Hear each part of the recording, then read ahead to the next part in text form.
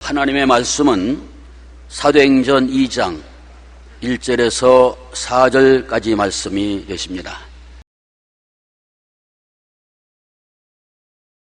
오순절 날이 이미 이름에 그들이 다 같이 한 곳에 모였더니 호련히 하늘로부터 급하고 강한 바람 같은 소리가 있어 그들이 앉은 온 집에 가득하며 마치 불의 혀처럼 갈라지는 것들이 그들에게 보여 각 사람 위에 하나씩 임하여 있더니 그들이 다 성령의 충만함을 받고 성령이 말하게 하심을 따라 다른 언어들로 말하기를 시작하니라. 아멘. 저는 오늘 여러분과 함께 성령 강림의 축복이란 제목으로 말씀을 나누겠습니다. 오순절은 6월절이 지나고 난 다음 50일째 된 날이 오순절입니다. 그러므로 예수님이 십자가에 못 박인 이후에 50일 만에 오순절 날이 다가온 것입니다. 오순절 날에 예수님의 제자들과 여제자들 약 120여 명이 마가 요한의 다락방에 모여서 간절히 뜨겁게 기도했는데 아침 9시에 갑자기 하늘에서 강한 바람 같은 소리가 들리더니 쳐다보니까 모든 사람 머리 위에 불의 혀가 물렁거리고 있습니다. 그러지만 성령이 충만해지고 성령이 말하게 하심을 따라 다른 방언으로 말하는데 모두 다 얼굴이 벌겋게 되고 성령의 은혜가 충만해요. 술 취한 사람들은 되었습니다. 사람들은 저들이 새술에 취했다고 말하셨습니다. 그러나 베드로는 지금이 몇 시인데 새술에 취했느냐? 아침 9시에 술 마시고 취하는 사람 보았느냐?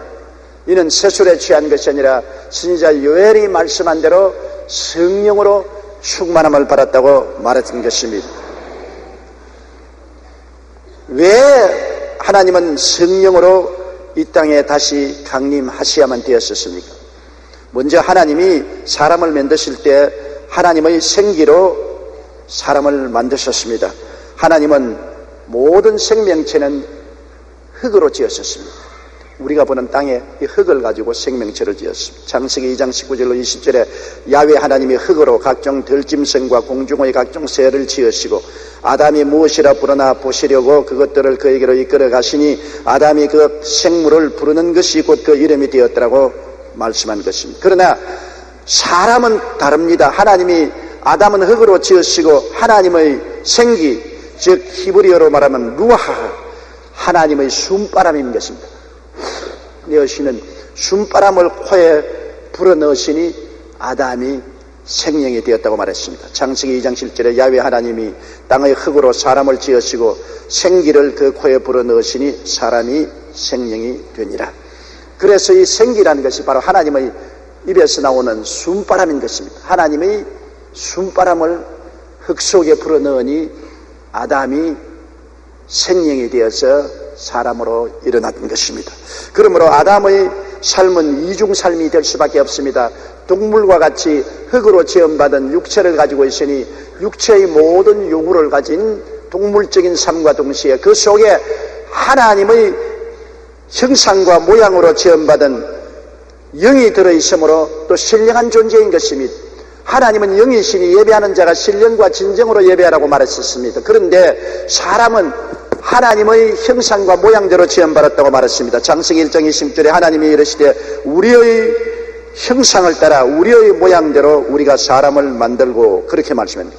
하나님은 영이시기 때문에 우리는 육체로 지음받았을 뿐 아니라 그 속에 하나님을 닮은 영으로서 지음을 받아 육체 속에 거하게 만들어 놓은 것입니다. 욥기 33장 4절에 하나님의 영이 나를 지으셨고 전능자의 기운이 나를 살리느니라고 말한 것입니다. 그래서 사람들은 육체를 가지고 세상에 살면서 세상을 다 다스렸습니다. 그러나 그는 하나님의 형상과 모양대로 지음받은 영이 속에 있어서 영을 통하여 하나님 아버지와 교제하고 교통하며 함께 지냈던 것입니다.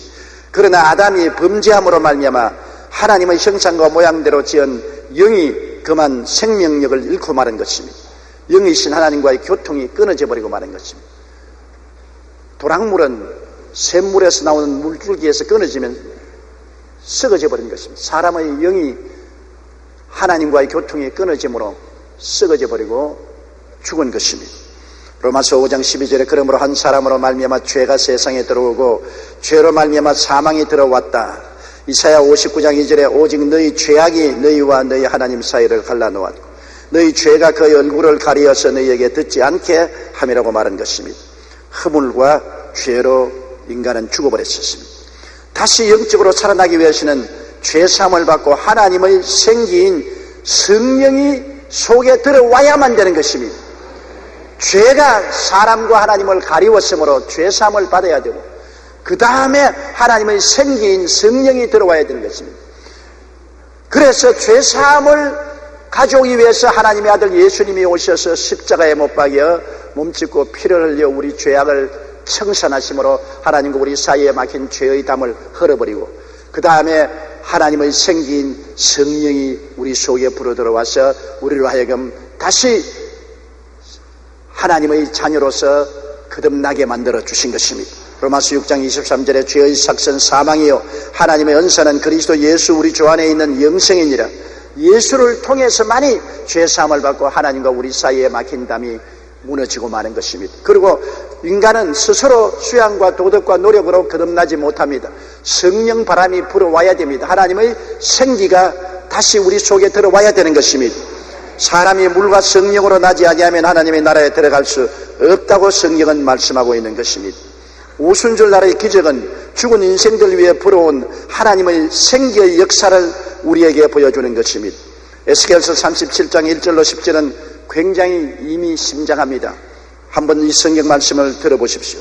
야훼께서 권능으로 내게 임재하시고 그 영으로 나를 데리고 가서 골짜기 가운데 두셨는데 거기 뼈가 가득하더라.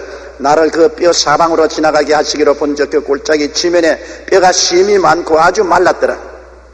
그가 내게 이르시되 인자여 이 뼈들이 능히 살 수 있겠느냐 하시기로 내가 대답하되 주 야훼여 주께서 하시나이다. 또 내게 이르시되 너는 이 모든 뼈에게 대언하여 이르기를 너희 마른 뼈들아 야훼의 말씀을 들을지어다. 주 야훼께서 이 뼈들에게 이같이 말씀하시기를 내가 생기를 너희에게 들어가게 하리니 너희가 살아나리라. 너희 위에 힘줄을 두고 살을 입히고 가죽으로 덮고 너희 속에 생기를 넣으리니 너희가 살아나리라. 또 내가 야훼인 줄 너희가 알리라 하셨다 하라. 이에 내가 명령을 따라 대언하니 대언할 때 소리가 나고 움직이며 이 뼈 저 뼈가 들어맞아 뼈들이 서로 연결되더라. 내가 또 보니 그 뼈에 힘줄이 생기고 살이 오르며 그 위에 가죽이 덮이나 그 속에 생기는 없더라.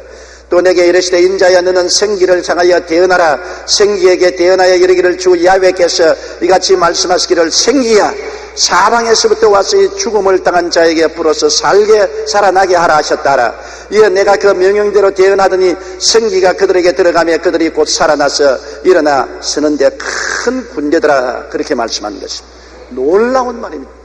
마른 뼈에 생기가 들어오니 살아나서 큰 군대가 되었더라. 상징적인 귀한 가르침인 것입니다. 왜냐하면 오늘날 이 세상 사람들은 죄로 말미암아 영이 죽어 법적으로 윤리적으로 도덕적으로 인본주의로 마른 뼈 같은 사람들이 되었습니다. 이 세상은 하나님이 볼 때는 영이 죽은 마른 뼈다귀 골짜기인 것입니다.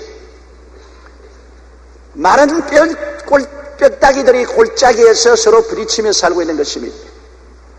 도저히 인간의 힘으로는 마른 뼈다귀가 된 인생들이 살아날 수가 없습니다. 그런데 하나님께서는 예수 그리스도의 보혈을 통하여 하나님과 우리 사이에 막힌 담을 보혈로 흘어버리시고 난 다음 성령 바람 불어오심으로 성령을 통하여 이 마른 뼈다귀가 살아서 일어나게 만들어 주시는 것입니다. 오순절 날에 성령의 강한 바람이 불어왔다는 것은 이 땅에 하나님의 생기의 역사가 시작되었다는 것을 말하는 것입니다.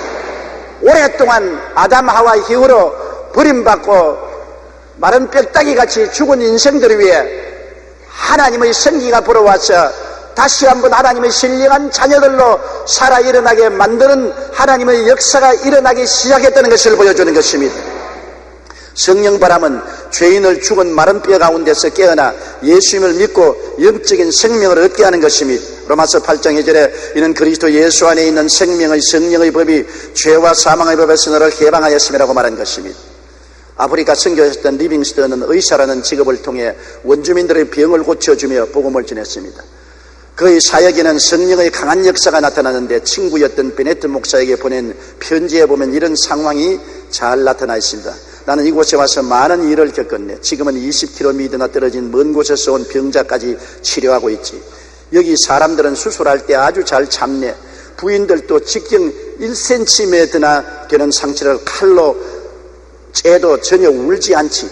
하지만 이들도 성령의 역사 앞에서만 견디지 못하네. 어떤 사람은 아이들처럼 소리쳐 울기도 하고 양심의 가책을 이기지 못하고 견디지 못하면 교회 밖으로 뛰쳐나가 도망가듯 울면서 질주하기도 하네. 그런데 신기한 것은 다시 안 올처럼 도망간 사람들이 다음 집회에 또 출석한다는 사실일세. 그리고 이런 과정을 몇 번 거친 사람들은 순순히 예수님을 구주로 영접하지. 성령의 강한 바람은 양심 깊은 곳까지 파고들어가 죄의 문제를 건드리기 때문에 사람들은 가책을 받아 괴로워 견디지 못했던 것입니다. 오순절 마가다락방에 임한 강한 성령의 바람은 주위의 3,000명의 유대인들의 마음속에 있던 불신의 세력을 몰아내고 주님 앞으로 나오게 만들었던 것입니다. 그러므로 성령 바람 불어오면 마음속에 죄를 깨닫게 만들어주고 죄를 토하고 고백하게 만들어주고 성령으로 말미암아 영적으로 살아 일어나게 만들어주는 것입니다. 죄악의 무거운 바위에 눌려서 죽었던 생명이 죄악의 바위돌이 옮겨지고 죽었던 생명이 살아 일어나게 되는 것입니다. 그러므로 성령 바람은 사람들의 영혼을 다시 살려서 하나님과 교통하게 만들어주는 것입니다. 성령 바람은 세상의 썩은 귀신 바람을 쫓아내고 천국이 임하게 하시는 것입니다. 세상은 죽었기 때문에 죽은 영인 귀신 바람이 불어오고 있는 것입니다. 온 세상에는 귀신 바람이 꽉 들어찼어요. 정치계, 경제계, 사교계, 산업계, 우리 사회생활에 모두 다 귀신 바람이 불어와서 도적질하고 죽이고 멸망시키는 일을 하며 귀신 바람은 사람을 하나님께로부터 멀리 몰아내고 육신의 정욕과 안목의 정욕과 이 세상 자랑의 포로가 되게 만들어주는 것입니다. 귀신 바람은 모든 사람의 영과 마음과 몸을 썩게 만들어주는 것입니다. 그런데 성령께서 오시면 이 귀신 바람을 쫓아내고 성령으로 말미암아 새롭게 만들어주시는 것입니다. 마태복음 12장 28절에 그러나 내가 하나님의 성령을 힘입어 귀신을 쫓아내는 것이면 하나님의 나라가 이미 너희에게 임하였느니라. 귀신 바람을 성령이 쫓아내고 하늘나라가 임하게 하는 것입니다. 로마서 14장 11절에 하나님의 나라는 먹는 것과 마시는 것이 아니요 오직 성령 안에 있는 의와 평강과 희락이라. 하늘나라가 임하면 의로움과 평강과 희락이 넘쳐나게 된다는 것을 말씀하고 있는 것입니다. 우리 교회 출석하는 한 부형님의 간증을 제가 들어보았습니다. 이 부형님은 술을 잘 마시다가 심한 알코올 중독에 걸렸습니다. 돈만 생기면 술을 마시기 때문에 가족들의 생활이 말이 아니었습니다. 나중에는 부형님도 사태가 심각한 것을 알고 술을 끊으려고 몸부림을 쳐도 때가 늦었습니다. 약을 먹어도 안 되고 병원에 가서 치료받아도 도저히 자기 힘으로 술 중독에서 해방될 수가 없었습니다. 그 아내는 하루 참다 못하여 이혼을 선언했습니다. 놀란 부형님은 아내에게 사정을 했습니다. 그러나 아내는 단호했습니다. 아무리 말려도 듣지 않았습니다.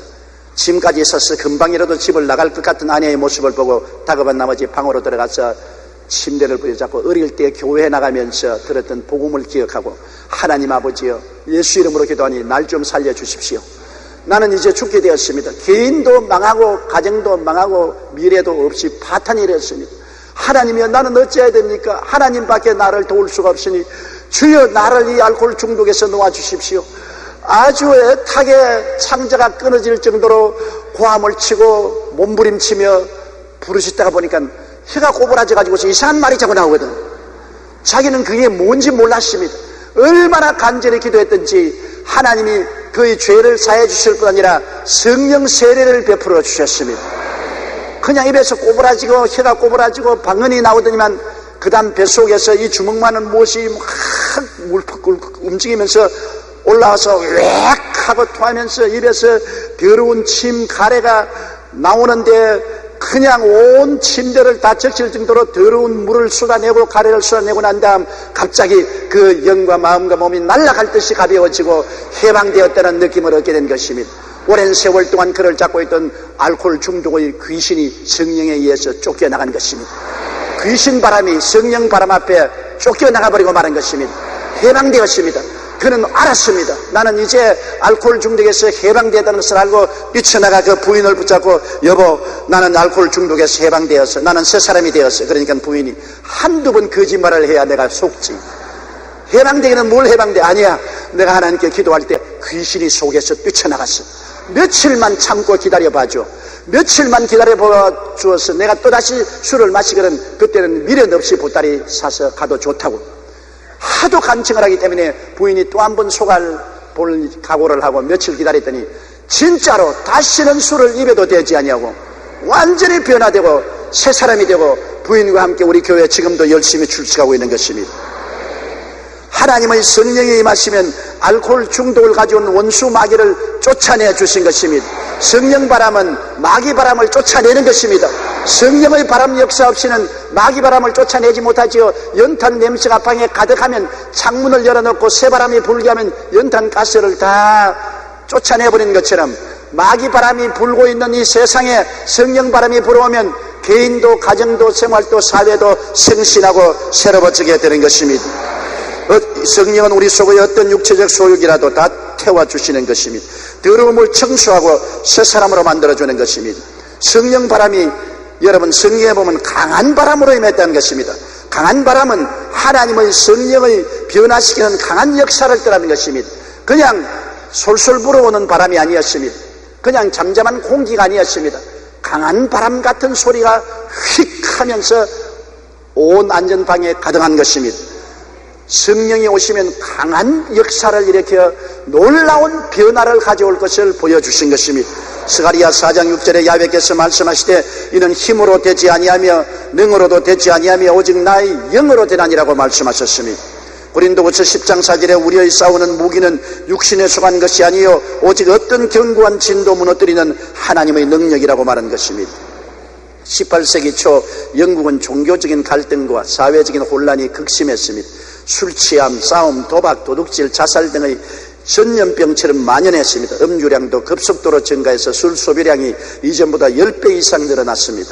그런가 하면 천년도로 13명 중 1명이 사망하고 장례식 횟수가 세례식의 2배를 넘었습니다. 이런 상황 속에서 존 웨슬리는 자신의 성령 체험을 바탕으로 영적 각성 운동을 일으켰습니다. 그는 런던의 올드스게이트에서 로마서 강해를 듣다가 성령의 불을 받았는데 성령의 뜨거운 불이 그 마음에 설레었습니다. 성령의 그 불이 마음에 들어오자 그는 나가서 성령의 능력으로 영국 전역에 복음을 전가하며 성령 바람이 불기 시작하자 영국 사회는 폭력과 질병, 죄악으로 물든 어두운 영국을 광명한 복음의 나라로 바꾸었으며 영국을 폭력혁명에서 구출한 놀라운 역사를 일으켰던 것입니다. 불의 혀같이 임하신 성령은 죄악의 어두움을 밝혀 암흑천지에서 광명천지로 인도해 주시는 역사를 베풀어 주시는 것입니다. 그 다음 성령은 바람같이 올 뿐 아니라 불의 혀같이 갈라지는 것이 각 사람 위에 임하였습니다. 불은 죄악의 어두움에서 밝혀 암흑천지에서 광명천지로 인도하는 것을 말합니다. 아무리 어두워도 불을 켜면 환하고 광명하게 되는 것입니다. 그처럼 성령이 불의 혀같이 각 사람 위에 임하여 있는 것은 이 세상의 어두움을 성령은 와서 모두 다 밝혀버리고 말겠다는 것입니다. 요한복음 8장 12절에 나는 세상의 빛이니 나를 따르는 자는 어두움에 다니지 아니하고 생명의 빛을 얻으리라. 사람들은 어디서 와서 왜 살며 어디로 가는지 모릅니다. 자기의 모든 삶이 깜깜한 밤에서 방황하는 삶인 것입니다. 그러나 주님 오시고 성령이 오시면 마음의 어두움이 사라지고 깨달음이 들어와서 우리가 아담의 자손으로서 버림받았으나 예수 믿고 구원받아 새 사람이 되어 천국을 향해서 간다는 밝은 진리를 알 수 있게 되는 것입니다. 세상에 아무런 교육을 받아도 천국 진리를 깨닫지 못하는 사람은 세상의 지혜는 가지고 있지 못해도 영원한 지혜는 가지고 있지 못합니다. 그러나 성령이 오시면 우리에게 하늘나라 지혜를 주셔서 깨닫게 만들어주는 것입니다. 학교 공부를 해서 깨달은 것이 아닙니다. 수양과 도덕을 해서 깨달은 것이 아닙니다. 성령의 계시로 마음속에 깨달음을 주셔서 어두움에서 빛으로 들어와서 우리는 영원한 미래를 밝히 바라보고 살 수 있게 만들어 주시는 것입니다. 골로새 1장 13절로 15절에 그가 우리를 흑암의 권세에서 건져내사 그 하나 사랑의 아들 나라로 옮겼었으니 그 안에서 구속과 죄사함을 받았다고 말씀하고 있는 것입니다.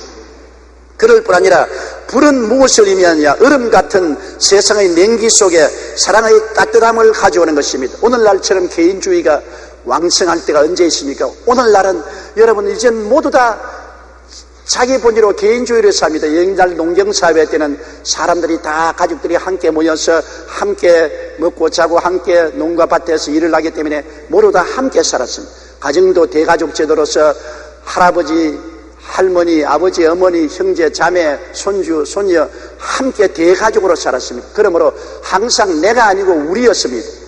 사회에 나가도 모두 다 사람들이 함께 살았습니다. 그러나 요 사이는 우리가 없어지고 나만 있습니다. 옛날에는 전화를 받을 때라도 다른 사람이 받아, 야 전화 왔다 받아라. 그렇지만 요 사이는 내 손에 있는 핸드폰이 때르르 하면 내가 혼자서 받습니다. 다른 사람이 전달해 줄 필요가 없는 것입니다. 요새는 핵가족 제도가 되어서 할아버지 할머니는 말할 필요 없고 부모도 자식 시집 장가가면 혼자입니다. 그리고 남편과 아내도 같은 집에 살지만은 혼자예요. 왜? 퇴직하고 돌아오면 부인은 부인대로 텔레비 앞에 앉아있고 남편은 남편대로 신문 주고 텔레비 앞에 앉아있고 자녀들은 컴퓨터 앞에서 자판 두들기고 있고 자기 혼자 세계 속에 살고 있는 것입니다. 오늘날 세계의 가장 큰 고독은 혼자 산다는 것입니다. 옛날에는 함께 삶으로 내가 좀 부족해도 옆에 사람들이 도와줍니다. 나쁜 짓을 해도 야 나쁜 짓 하지 마라. 잘못 가면 너 잘못 간다. 서로 도와주지만은 요 사이는 누가 도와주는 사람도 없고 말해주는 사람도 없고 또 말 들으려고도 하지 않습니다. 이러므로 모두 다 자기 개인의 운명은 자기 혼자서 책임짐으로 큰 위기에 처했은 것입니다. 얼음장 같은 개인주의의 냉기 속에 살고 있는 것입니다. 내게 이익되면 받아들이고 내게 이익이 안 되면 분토와 같이 버리는 이러한 세계 속에 살고 있는데 하나님 성령이 오시면 다시 한번 따뜻한 사랑의 불길을 마음속에 채워주므로 사랑 안에서 우리가 기뻐하고 즐거워하고 한 가족이 함께 모여 주를 섬기고 사람들이 교회 공동체 속에서 앞에서 끌어주고 뒤에서 밀어주는 하나가 되어 우리들이 함께 살게 만들어주는 것입니다. 사랑을 잃어버리고 이기주의적이고 개인주의가 된 우리 사회와 현실 삶을 다시 한번 나에서 우리여로 함께 살 수 있는 은총은 성령의 사랑의 역사로서 이루어지게 되는 것입니다. 로마서 5장 5절에 우리에게 주신 성령으로 말미암아 하나님의 사랑이 우리 마음에 부은바되었다고 말한 것입니다. 사랑이 들어오면 마음속에 기쁨이 넘쳐나는 것입니다. 주의 사랑 비칠 때에 기쁨 오네 근심 걱정 물러가고 기쁨 온다고 찬송은 말하고 있는 것입니다. 18세기 초에 미국 사회는 청교도 신앙을 잃어버리고 영적 도덕적으로 깊이 병들어 있었습니다. 특히 청년들의 방종은 극에 달해 사회적으로 큰 문제가 일어났었습니다. 이런 모습을 안타깝게 여기던 조나단 에드워드는 하나님께 성령의 역사를 일으켜서 미국을 변화시켜달라고 눈물로 기도했습니다. 그는 가정마다 젊은이를 찾아다니면서 회개와 각성을 촉구했습니다. 그러던 1733년 청년들 사이에 강한 성령의 역사가 나타나기 시작했고 그들을 중심으로 타락해 가던 미국 사회에 새로운 운동이 일어나기 시작한 것입니다. 당시 상황에 대해서 에드워드는 이렇게 말했습니다. 성령의 임재로 인해 사람들은 사랑과 기쁨으로 충만했다. 가정마다 그 위에 임한 구성원으로 기쁨을 누렸다. 성령의 임재는 교회에도 가득해 주일은 기쁨의 날이 되었고 교회는 사랑의 처소가 되었다. 성령이 임하자 죄악이 떠나가고 미움의 냉기가 사랑의 온기로 바뀌었던 것입니다.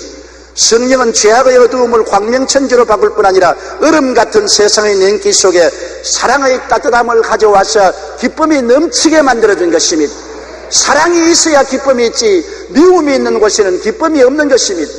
그래서 불이 임하였다는 것은 우리의 생활 속에 냉기를 없애주고 하나님의 따뜻한 사랑으로 채워주므로 기쁨을 회복해주고 내 아닌 우리들이 손잡고 앞에서 끌어주며 뒤에서 밀며 협력해서 살아갈 수 있는 가정과 사회와 국가와 세계를 만들어주는 것입니다. 성령이 역사하시면 사랑의 불이 임하는 것입니다. 기쁨의 역사가 일어나게 되는 것입니다. 우리가 교회에 출석해서 교회에 사랑이 끓지 아니하면 성령의 역사가 임하지 않았기 때문인 것입니다. 교회에 기쁨이 충만하지 아니하면 성령의 역사가 임하지 않았기 때문인 것입니다. 그러므로 성령은 사랑의 불길로 임하는 것입니다. 그럴 뿐 아니라 성령의 불은 더러움을 태우는 소독하는 불입니다.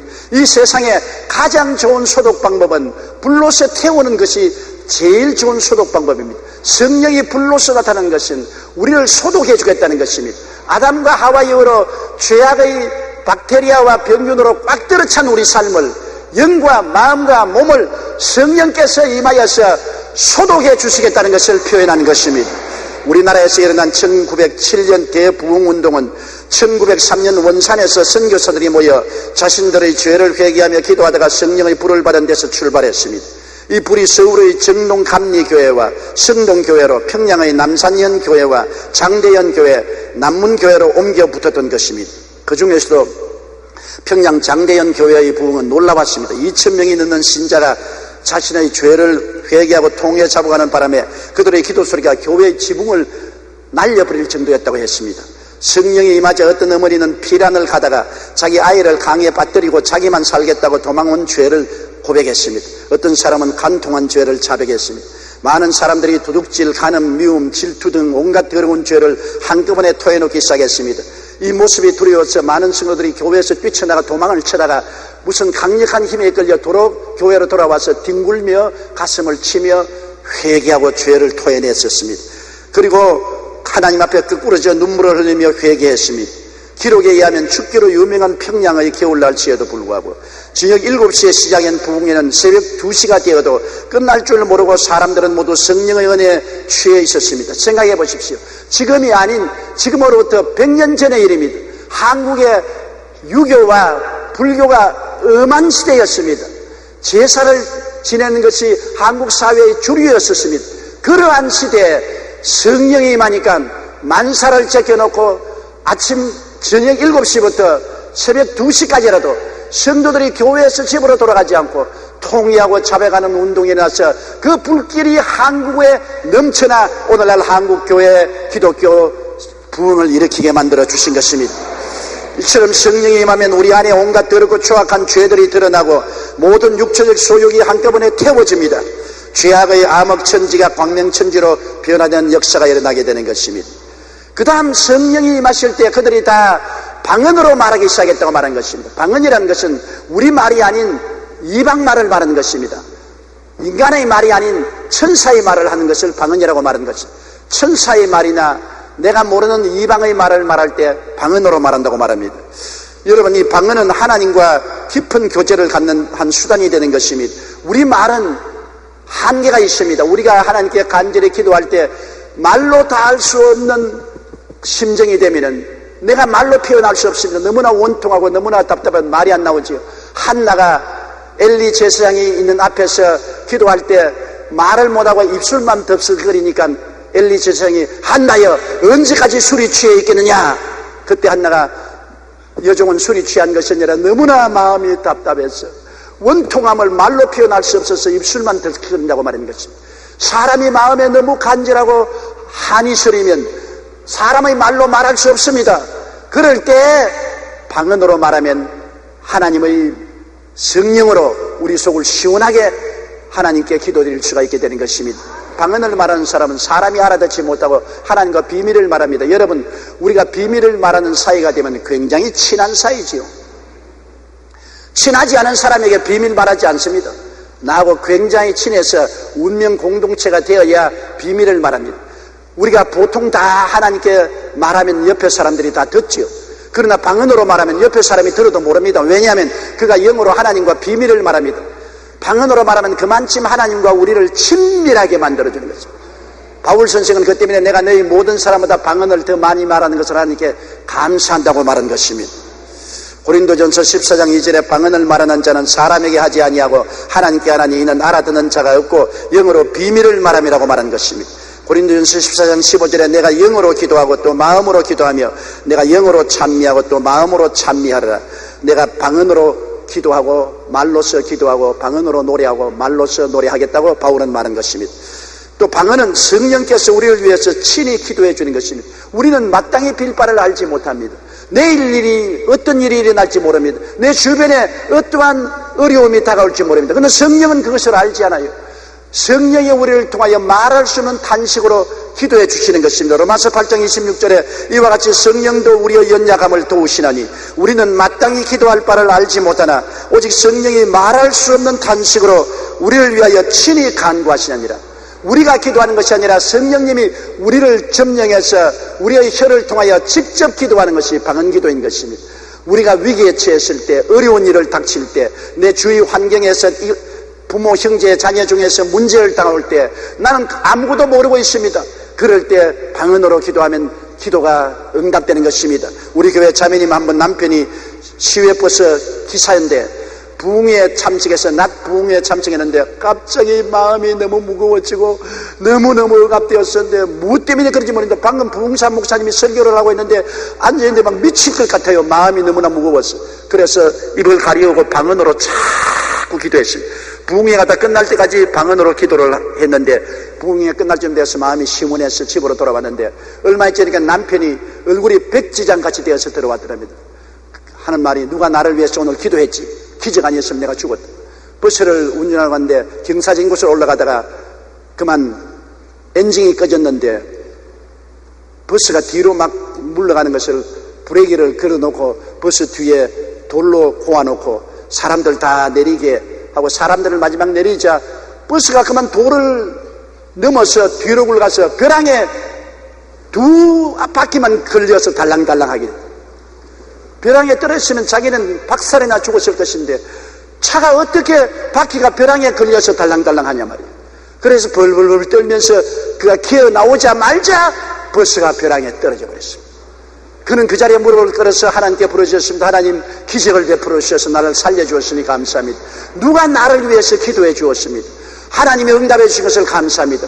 그럴 때 그 시간을 맞춰보니 부인이 부흥에 참석해서 설교 듣다가 마음이 너무 무거운데 무엇을 위해서 기도할지 몰랐으나 성령이 말할 수 없는 탄식으로 방언을 위해서 기도해 준 그 시간과 일치되었던 것입니다. 이처럼 방언 기도는 우리가 연약해서 알지 못하고 기도할 바를 모를 때 성령이 우리를 위해서 기도해 주시는 역사를 베풀어 주시는 것입니다. 방언은 또 마음을 청소하는 하나님의 빗자루가 되는 것입니다. 여러분, 우리가 집 구석구석마다 청소를 해야 집이 깨끗해지잖아요. 저희가 어릴 때 우리 아버지 어머님이 건물 장사를 했습니다. 제가 있는 방 다락에 멸치, 미역, 명태 뭐 굉장히 많이 갖다 놨어요. 그래서 다락 문을 달아놓으면 안 보이죠. 근데 내 친구들이 우리 집에 놀러 와서는 영락없이 무슨 고리타분한 냄새가 굉장히 난다. 이게 뭐냐? 아니 아무것도 없어. 그래도 냄새가 나는데 저 코에는 냄새가 나는데 친구들은 영락없이 냄새 난다 그래요. 나중에 보니 다락 안에 있는 멸치, 명태, 미역 그런 데서 냄새가 나는 것입니다. 집안에 그 냄새를 없애려면 보이는 곳만 소지하지 말고 다락방에 있는 그것을 치워야 냄새가 안 나게 되는 것입니다. 우리의 인생의 삶 속에도 우리 마음속에 다락방이 있습니다. 우리의 현재의식, 우리가 보고 듣고 냄새하고 말하고 느끼는 현재의식 밑에 잠재의식이라는 게 있습니다. 감추어진 의식, 다락방이 있습니다. 그 잠재의식 속에 우리가 세상에서 체험한 모든 고통과 괴로움, 슬픈, 좌절, 절망은 거기에 다 밀어넣어놓고 있습니다. 우리가 쓸데없는 것은 다락방으로 들어가라. 다락방으로 들어가라. 내가 억울하고 원통하고 슬프고 탄식스럽고 고통스러운 것은 기억에서 잊어버리려고 현재의식에서 잠재의식인 다락방으로 다 집어넣어버린 것입니다. 없어진 것이 아니라 다락방에 있습니다. 이것이 자꾸 우리 생애 속에 냄새를 내는 것입니다. 그 냄새가 골치가 아프기도 하고 관절염이 되기도 하고 폐병이 되기도 하고 위장병이 되기도 하고 암도 되기도 하고 마음에 불안, 공포, 좌절, 절망도 되기도 하고 다락방에서 자꾸 냄새를 풍깁니다. 이 다락방을 누가 청소합니까? 오늘 심리학자들이나 정신분석학자들이 청결하게 할 수 없습니다. 그러나 성령이 오시면 성령이 다락방에 들어와서 이것을 다 청소해주고 마는 것입니다.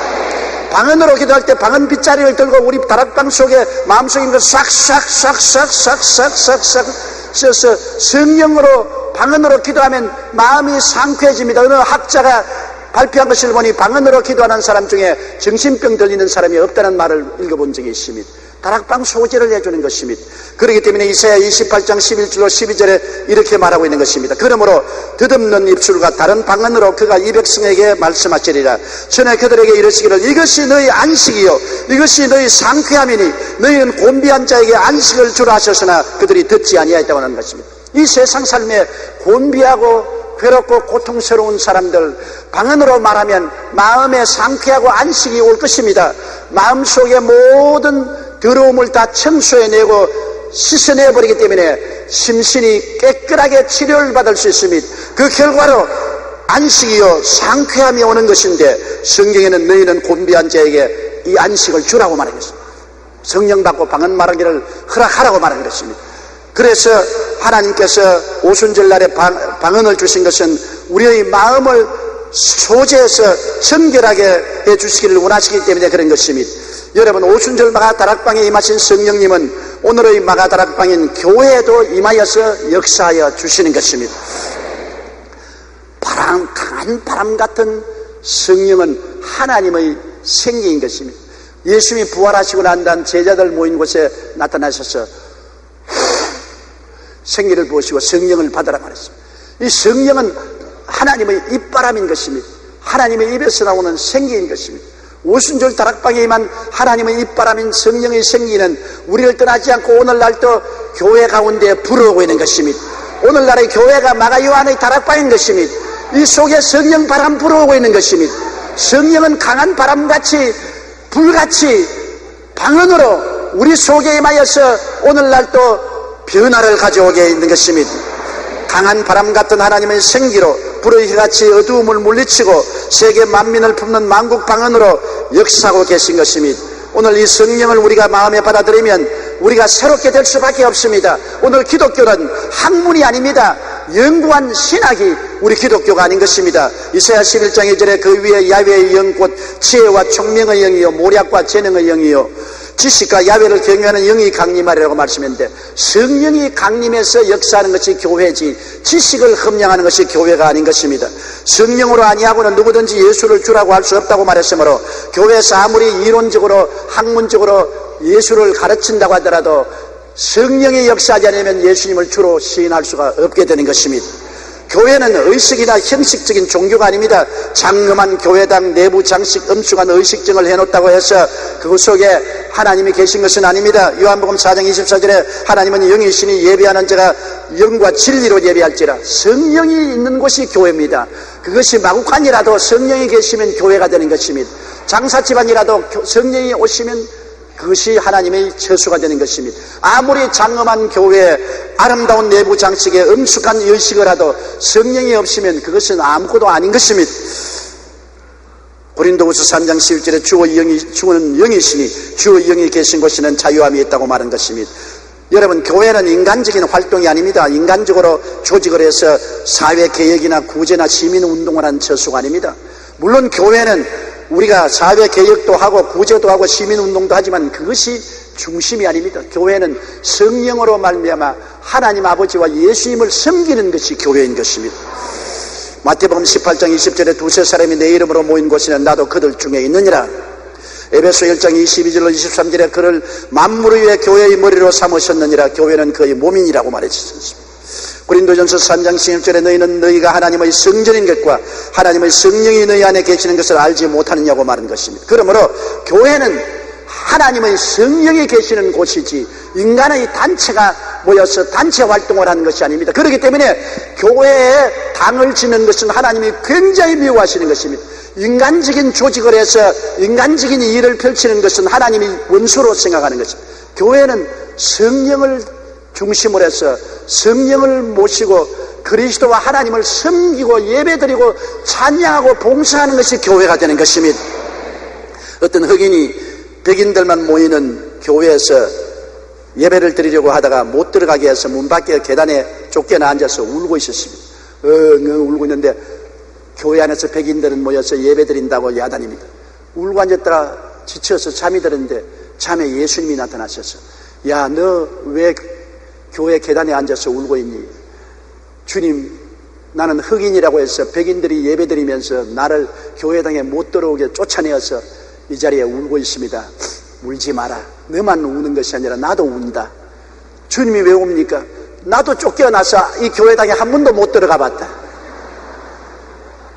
주 예수 대문 밖에 기다렸었으나 단단히 잠가두니 못 들어오시네. 오늘날 주님이 들어오지 못하게 단단히 잠가두는 것은 인간의 제도와 조직과 의식으로 말미암아 인간 중심의 교회를 만들고 주님 중심의 교회를 만들지 않기 때문에 주님조차 쫓겨나갈 수 있는 것입니다. 교회는 성령이 오셔서 성령의 인도를 받아야 교회가 되는 것입니다. 예수님이 십자가 대속의 은혜를 갖고 살아서 역사하시는 성령 운동을 하는 것이 교회인 것입니다.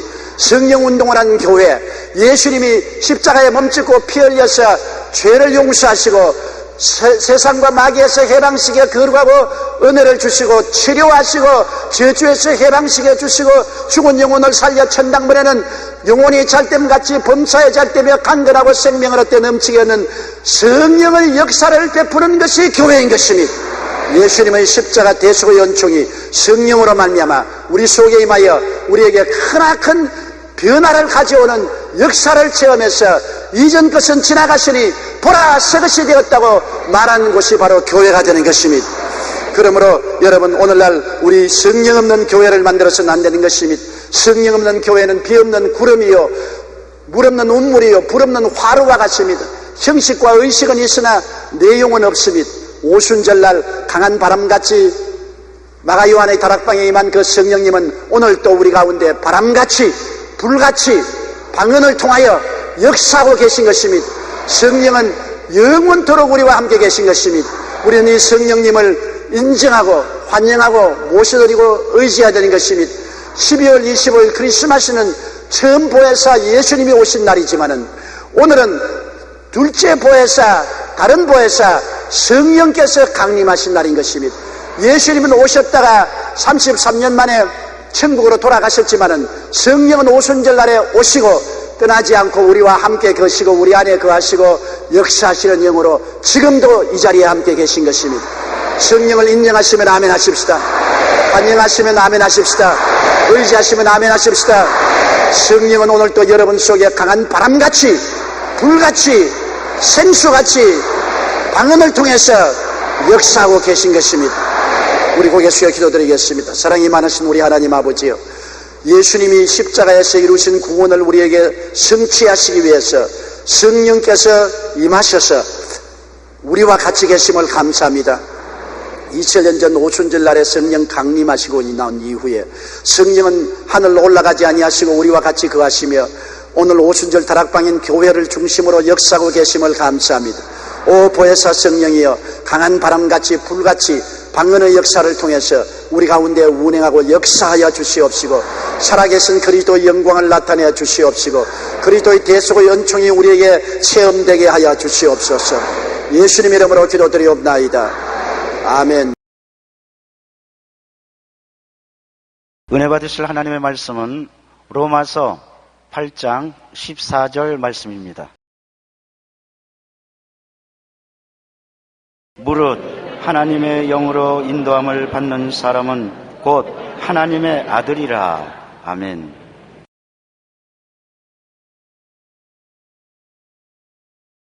성령님의 인도를 받는 길이라는 제목으로 오늘 말씀을 나누고자 합니다. 주님을 믿는 모든 사람들은 다 그 생활에 성령님의 인도를 받기 간절히 사모합니다. 그러나 그 방법을 몰라서 애를 태웁니다. 성령님의 인도하심은 한두 가지 결정적인 방법으로 하시는 것이 아니기 때문에 쉽게 이 방법으로 하라 저 방법으로 하라고 말할 수 없기 때문인 것입니다. 여러 가지 방법으로 주님 뜻대로 인도하시는데 그 여러 가지 방법을 한번 알아보고자 하는 것입니다. 첫째로 성령님은 특별 계시를 통하여 우리에게 하나님의 뜻을 보여주시는데 그 특별 계시란 꿈이나 환상이나 예언 등을 통하여서 하시는 것입니다. 성경의 사도행전 2장 17절로 18절에 보면 하나님이 말씀하시기를 말세 내가 영으로 내 영을 모든 육체에 부어주리니 너희의 자녀들은 예언할 것이요 너희의 젊은이들은 환상을 보고 너희 늙은이는 꿈을 꾸리라. 그때 내가 내 영을 내 남종과 여종에게 부어주리니 그들이 예언할 것이요 그래서 여기에 예언과 환상과 꿈을 통해서 하나님께서 말씀하시라고 했는데 가장 하나님이 중요하게 여기는 것이 꿈입니다. 꿈 같은 소리 하지 말라고 우리가 말하지만은 하나님께서 꿈을 가장 중요하게 사용하십니다. 왜냐하면 예수 그리스도 하나님의 아들의 탄생을 알릴 때 환상으로 알리지 않고 예언으로 알리지 않고 요셉에게 꿈으로 알려진 것입니다. 만왕의 왕 만주의 주 그리스도가 탄생하는 그 소식을 꿈을 통해서 말씀한 것입니다. 마태복음 1장 19절로 21절에 보면 그의 남편 요셉은 의로운 사람이라 그를 드러내지 아니하고 가만히 끊고자 하여 이 일을 생각할 때 주의 사자가 현몽하여 이르되 다윗의 자손 요셉아 내 아내 마리아 데려오기를 무서워하지 말라.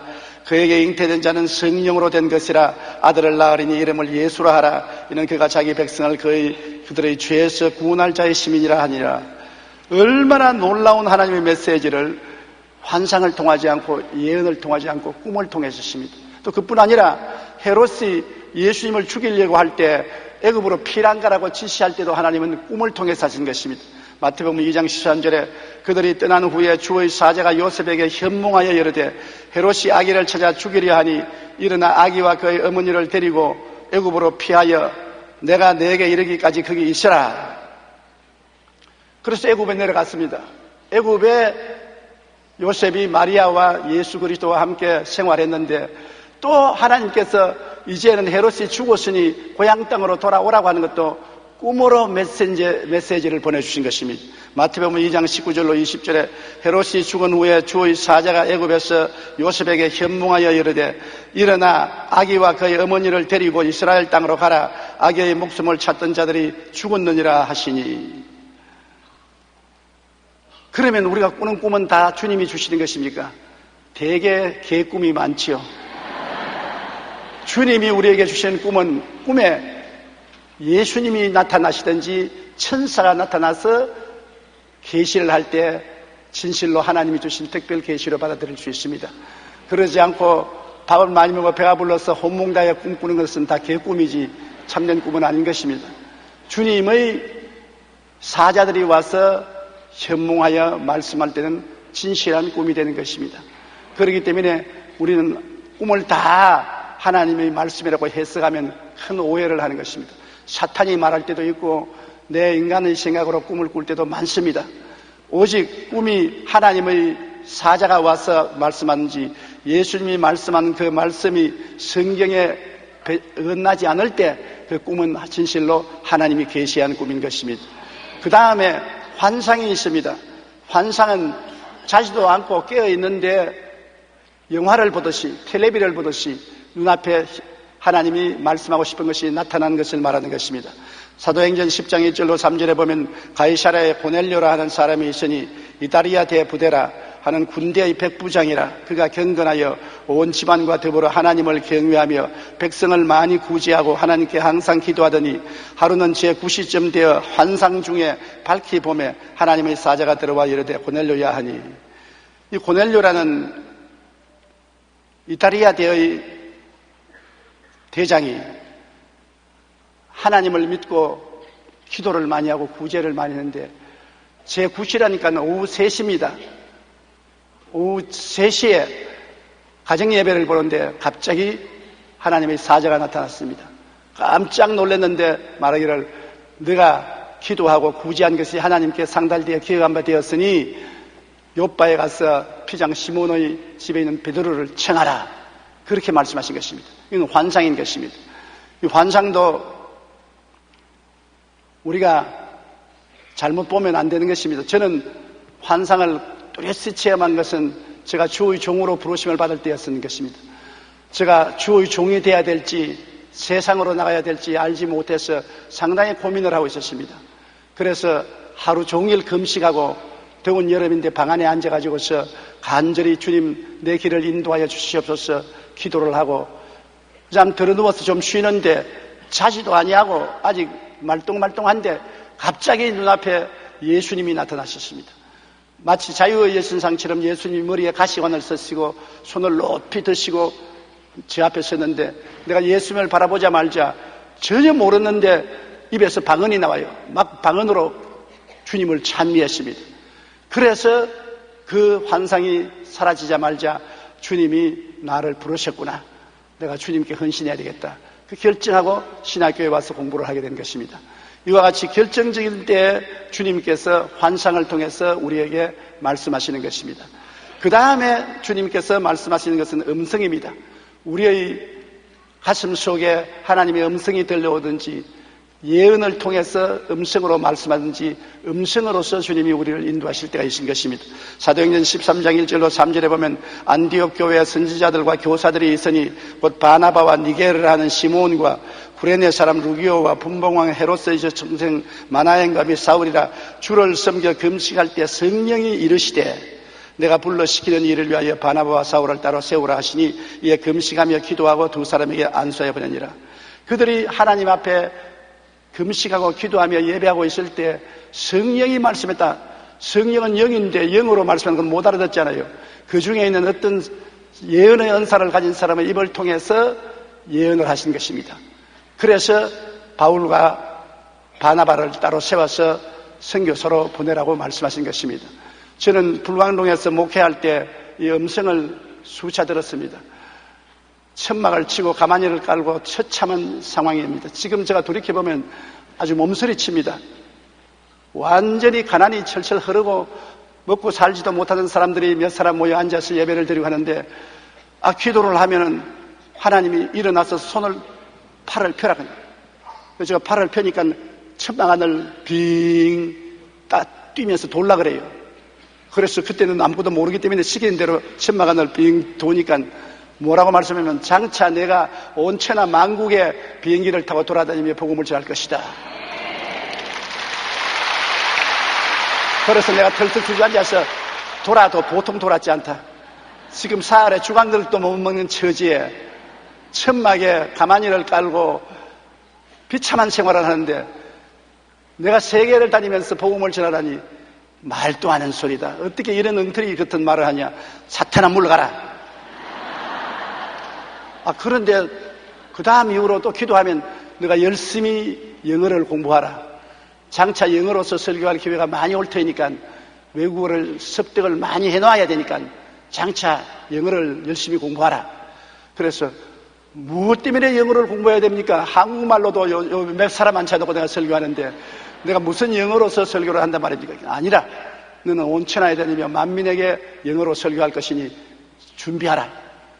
그래서 내가 아무래도 정신이 좀 잘못되어 가는가 보다.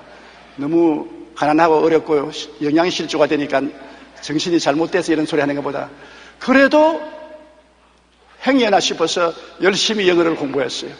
열심히 영어 성경을 읽고 외우고 공부를 했는데 그게 천막교회를 시작한 1958년인데 1970년도로부터 시작해서 하나님이 저를 부르셔서 지금까지 온 천하에 다니며 만민에게 복음을 증거하게 하셨고 그것을 늘 기억하는 것입니다.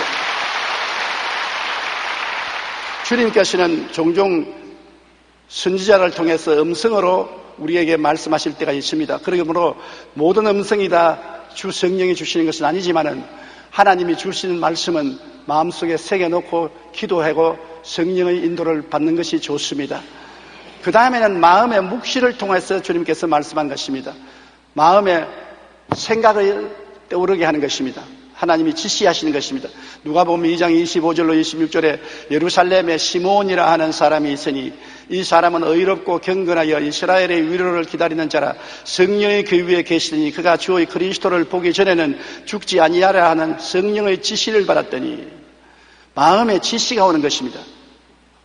이렇게 할 것이다 저렇게 할 것이다.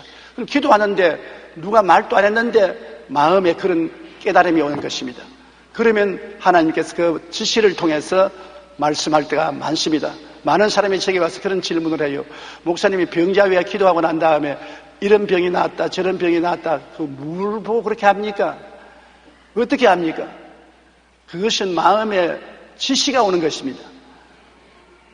그냥 아무 생각도 없는 마음에 하나님이 그런 지시를 주시는 것입니다. 지시를 주시는 것이 꼭 내 상관이 나에게 명령을 하는 것 같이 마음의 명령이 떨어지면 분명히 알아요. 이것이 하나님의 음성이라. 분명히 알아서 그 지시를 따라 병나은 사람들이 있다는 것을 말할 수가 있는 것입니다. 내가 마음대로 할 수도 못하고 내 믿음대로 할 수도 없는 것입니다. 하나님이 지시하는 데 따라서 행하는 것입니다. 그러므로 하나님께서 특별 계시인 꿈이나 환상이나 음성이나 마음의 지시를 통해서 우리에게 성령으로 인도해 주시는 것입니다. 둘째로는 이제 가장 일반적인 성령님의 인도신데 마음의 소원을 통하여 우리를 인도하시는 것입니다. 빌립보서 2장 13절 다 같이 읽어보십시다. 너희 안에서 행하시는 이는 하나님이시니 자기의 기쁘신 뜻을 위하여 너희에게 소원을 두고 행하게 하시나니. 보통 사람들은 주로 이를 통해서 하나님이 인도하시는 것입니다. 하나님 성령께서 마음속에 뜨거운 소원을 일으켜 주는 것입니다. 그냥 보통 소원은 우리가 다 가지고 있지 않습니까? 그러나 그것이 아니고 어떤 특정한 일에 대해서 뜨겁게 마음의 소원을 일으켜 주는 것입니다. 그래서 그 소원이 마음속에 일어나서 아무리 기도해도 사라지지 아니하고 그 소원과 함께 마음의 기쁨과 평안이 동반할 때 하나님이 이를 통해서 우리에게 말씀하신다고 생각할 수 있는 것입니다. 빌립보서 4장 6절로 7절에 아무것도 염려하지 말고 다만 모든 일에 기도와 간구로 너희 구할 것을 감사함으로 하나님께 아뢰라. 그러면 모든 지각에 뛰어난 하나님의 평강이 그리스도 예수 안에서 너희 마음과 생각을 지키시리라. 내 생각이나 마귀의 생각은 마음에 넘치는 평안을 안 줍니다. 소원이 와도 마음이 불안하고 초조합니다. 하나님이 말씀하시면 마음의 평안과 기쁨이 넘칩니다. 생각 밖의 일이 마음속에 소원되더라도 마음이 평안해요. 제가 미국 선교를 시작했을 때 미국에 많은 교회를 세워야 되겠다고 생각했는데 주의 종을 미국까지 보낼 수가 없었어. 미국에서 주의 종을 양성해야 했다 싶으면 소원이 생겼어요. 그래서 하루 박여수아 목사님과 그 사모님 권사님과 함께 조그마한 LA 해안에 떨어진 섬에 가서 하루 종일 금식 기도를 했습니다. 하나님, 주님께서 이것이 주님의 뜻이면 이루어 주시옵소서. 굉장히 마음이 뜨거워지고 소원이 일어나고 마음의 기쁨과 평안이 와요. 안 하려고 하면 마음이 슬퍼지고 외로워지고 하겠다고 하면 마음이 기뻐지고 평안해지고 소원이 사라지지 않습니다. 그러나 나는 말하기를 주님, 저는 이곳에 돈도 없고 신학교를 세울 집도 없고 아무것도 없습니다. 오직 주님이 뜻이면 주님이 기적을 행해줘야 됩니다. 그래도 마음이 평안하고 기쁘고 그래요. 그래서 섬에서 나와서 조그마한 집회를 했는데 그 이야기를 하니까 한 집사님이 내가 지금 안 쓰는 집이 있으니까 그 집을 신학교 세울 때까지 써주십시오 그러더라고요. 그래 가보니까는 방이 한 5개 되고 집이 괜찮더라고요. 그래서 또 기도하니까 마음의 소원이 그대로 있고 기쁨과 확신이 있기 때문에 그것을 제가 받아서 거기에서 신학교를 시작한 것이 오늘 미국의 베데스다 신학대학이 된 것입니다. 보통 마음의 소원이 뜨거워지고 소원이 기도하면 할수록 더 뜨거워지고 소원과 함께 마음의 평안과 기쁨이 있으면 하나님이 여러분에게 성령으로 인도한다고 생각하는 것이 좋습니다. 로마서 12장 2절에 너희는 이 세대를 본받지 말고 오직 마음을 새롭게 함으로 변화를 받아 하나님의 선하시고 기뻐하시고 온전하신 뜻이 무엇이니 분별하더라. 분별은 우리가 해야 되는 것입니다. 하나님께 뜨거운 소원이 오고 평안과 기쁨이 오더라도 이것이 정말 하나님께로 왔는지 사탄이 말하는지 분별을 해야 되는 것입니다. 하나님께로 오는 소원은 말씀에 어긋나지 아니하고 마음의 평안과 기쁨이 동반하지만은 하나님의 뜻이 아닌 사탄이 갖다 주는 것은 마음이 불안하고 기쁨이 없으며 성경과 일치하지 않습니다. 그러므로 우리가 분별하는 것을 꼭 해야 될 것입니다. 셋째로 하나님이 우리를 인도하시는 길은 주위 환경을 통하여 인도하시는 것입니다. 나는 아무런 특별 계시도 마음의 소원도 받지 않았는데 환경이 나를 몰아넣는 것을 말하는 것입니다. 요한복음 16장 13절에 보면 그러나 진리의 성령이 오시면 그가 너희를 모든 진리 가운데로 인도하시리니 그가 스스로 말하지 않고 오직 들은 것을 말하며 장래일을 너희에게 알리시리라. 인도하여 주시는 것입니다. 환경으로 인도를 해줘요. 올 때 갈 데가 없는데 그 길밖에 갈 데가 없는데 그것을 통해서 하나님이 인도하시는 것입니다. 우리 여의도 순복음교회가 여의도로 나올 때 참으로 서대문에서 우리는 어려움에 처했었습니다. 교인들은 가난하고 헌금은 정말 적게 나와서 여유 자금이라고는 100만 원밖에 없었습니다. 그런데 시경에서 더 이상 교통체증을 일으키기 때문에 교회 예배를 봐서는 안 되겠다고 예배 중지하라고 합니다. 서대문에서 한 10,000명이 예배를 드리니 교통이 하루 종일 마비가 되고 전 서울 시내가 교통마비가 되었습니다. 그래서 하나님께 기도를 했습니다. 하나님, 우리는 돈이 없고 교회를 지어나가려면 막대한 금액이 드는데 어찌하면 좋겠습니까? 그렇게 간절히 기도했는데 우리 장로님들이, 어떤 장로님들은 교회를 저 현재동 산에 올라가서 판자촌을 얼마 사가지고서 거리 천막을 치고 옮기자는 그런 장로님도 계셨습니다. 또 어떤 분들은 뭐 정부하고 싸우더라도 이곳에 있자 하는 사람들도 있고, 어떤 분들은 교회를 짜게 자는 사람도 있고, 여러 가지 인원이 많았습니다. 그러나 저는 주님께 간절히 기도해서 하나님이 길을 열어달라고 할 때 마침 그때 서울시 김현옥 시장이 여의도를 개발하는 것입니다. 여의도의 문제를 날리고 여의도를 개발해서 여기에 특별한 시로 만든다고 그렇게 발표를 하고 뭐 불도자의 연기를 날리고 일을 했습니다. 우리는 꿈도 못 꾸었어요. 그런데 모든 환경이 자꾸 여의도로 가도록 그렇게 인도를 했습니다.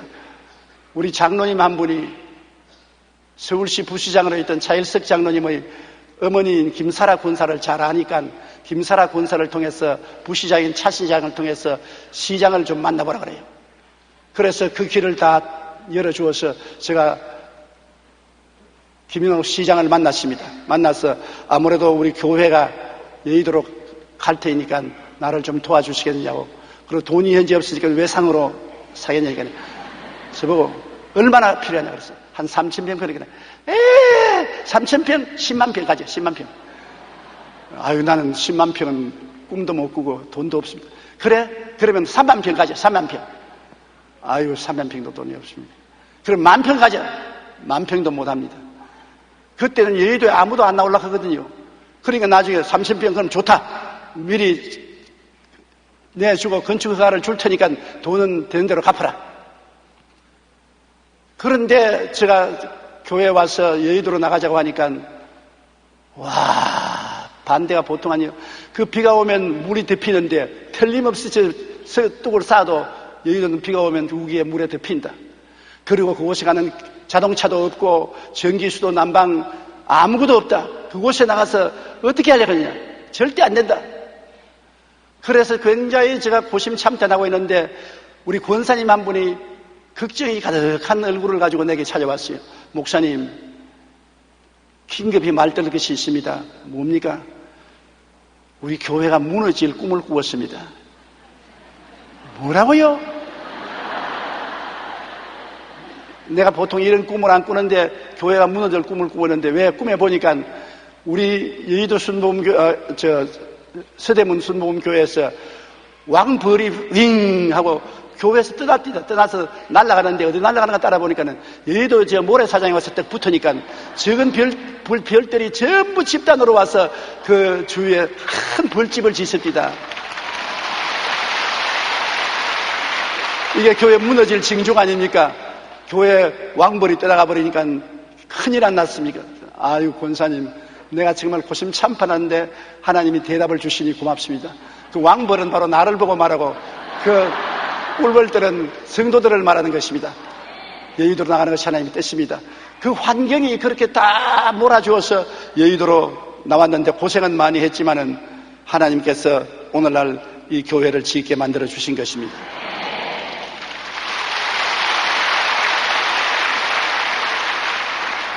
그리고 또 하나님께서는 우리를 인도하실 때 미리 예배해 놓고 그로 오라고 할 때가 있는 것입니다. 주님이 예배하는 손길입니다. 나는 꿈에도 생각하지 않는데 주님이 예배하시는 것입니다. 저희 국민일보를 세운 것도 바로 그것입니다. 국민일보를 시작하고 싶은 간절한 소원이 마음에 있어서 기도를 하고 하나님께 부르짖어도 참 막연해요. 마음에는 자꾸 국민일보를 시작하라. 그때 마침 정부가 일반 시민들도 신문을 시작할 수 있는 허락을 주었기 때문에 국민일보를 시작하라고 자꾸 하나님 지시하시는데 돈이 있습니까? 땅이 있습니까? 캄캄합니다.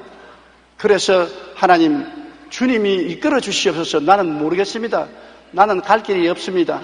주님께서 이끌어 주옵소서 기도하고 하루 실업인들 모임에서 제가 그 설교를 했습니다. 주님께서 신문을 시작하라 하는데, 복음 중심으로 한 신문을 시작하라 하는데, 자꾸 마음속에 소원은 주시지만은 돈도 없고 나는 나갈 장소도 없는데 어떻게 할지 모르겠다고. 그래서 하나님께 기도하고 있다고. 그러면서 내가 기도를 내가 어떻게 하냐면, 국민일보를 시작하기 위해서 빌딩을 짓는데 우리 교회에서 걸어갈 수 있는 가까운 거리에 땅을 주면은 하고, 안 그러면 안 하겠습니다. 하나님께 조건을 세웠었습니다. 안 하려고 때를 쓴 것입니다. 우리 교회 가까이에 땅이 있습니까? 그런데 예배를 마치고 나니까 신은 박성철 장로님이 나를 찾았어요. 우리 교회 장로님이 아닌 것입니다. 성결교회 장로님인 것입니다. 신은 박성철 장로님이 그 집회에 왔다가 말을 듣고 내가 찾았어요. 목사님, 바로 교회 저 건너편에 건축하다가 망한 회사의 땅이 있지 않습니까? 아, 있지요. 바로 우리 국민일보 그 자리에 어느 회사가 망해가지고서 땅을 파다가 말고 그대로 내버려놨습니다. 그걸 내가 샀습니다. 그런데 목사님 말을 들으니까 내 마음이 뭉클하고 하나님 성령의 감동이를 너 땅을 내놓아라 그럽니다.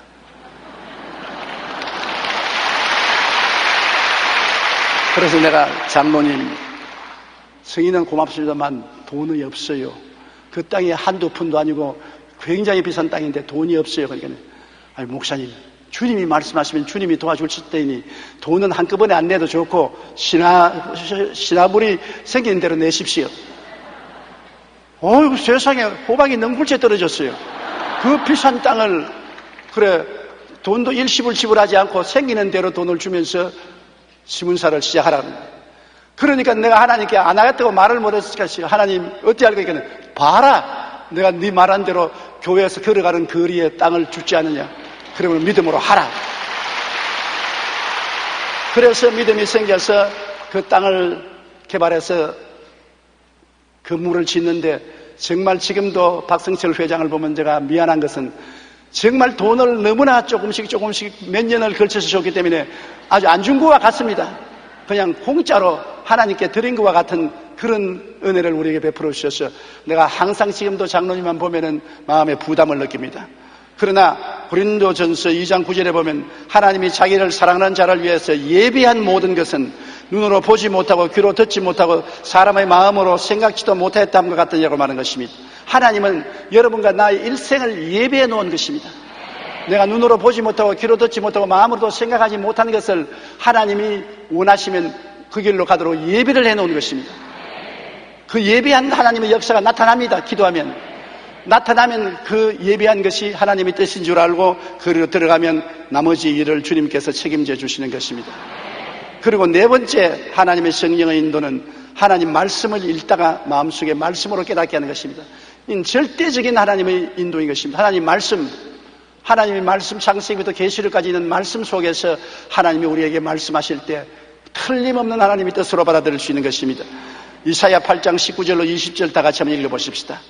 어떤 사람이 너희에게 말하기를 주절거리며 속살거리는 신재반자와 마술사에게 물으라 하거든 백성이 자기 하나님께 구할 것이 아니냐, 산자를 위하여 죽은 자에게 구하느냐, 마땅히 율법과 증거의 말씀을 따를지니 그들이 말하는 바가 이 말에 맞지 아니하면 그들이 정녕 아침빛을 보지 못하고. 여기에 보면 신재반자, 점쟁이들, 무당들이 온갖 지질거리며 말을 하더라도 그것이 하나님이 그를 통해서 말하지 않는다는 것입니다. 무당이나 신재반자들이 말하는 것이 성경에 일치하지 않으니까 사탄이 하는 것이니 반드시 하나님의 율법과 증거의 말씀에 비추어 봐서 하나님 말씀에 따라서 결정을 내리라는 것입니다. 우리가 하나님 말씀을 그러면 어느 것이 우리에게 주는 말씀인 줄 아느냐? 하나님 말씀을 읽을 때 마음에 깊이 감동이 오는 구절이 있습니다. 성경에는 헬라어로 하나님 말씀은 로고스라는 말씀이 있고 레마라는 말이 있는 것입니다. 로고스는 하나님이 우리에게 주신 기록된 말씀인 것입니다. 그건 우리 모든 사람에게 다 준 똑같은 성경 말씀인 로고스입니다. 그러나 이 로고스를 읽다가 성령이 감동을 해서 마음이 찡해지고 이건 하나님이 지금 내게 말씀하신다 할 때는 그 로고스가 레마로 변하는 것입니다. 믿음은 들음에서 난다. 들음은 그리스도의 말씀으로 말하느냐. 그게 들음이란 레마를 말하는 것입니다. 믿음은 레마가 오면 마음의 믿음이 생기는 것입니다. 그냥 로고스는 읽으면 하나님에 대한 지식을 얻습니다.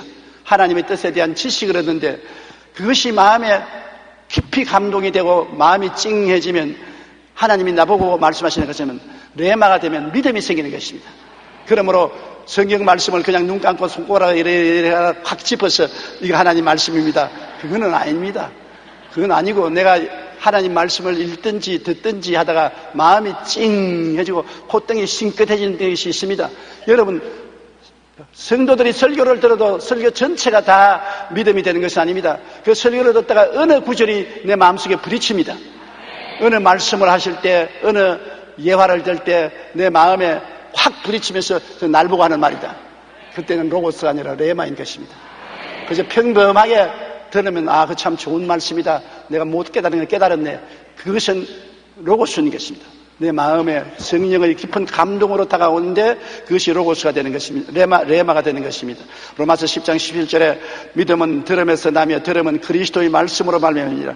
이 그리스도의 말씀이 레마인 것입니다. 바로 베드로가 그 체험을 한 것입니다. 밤바다 배를 타고 가는데 예수님이 캄캄한데 물 위로 걸어오시니까 다 유령이라고 해서 고함을 치고 배에 머리를 숙이고 불을 떨었습니다.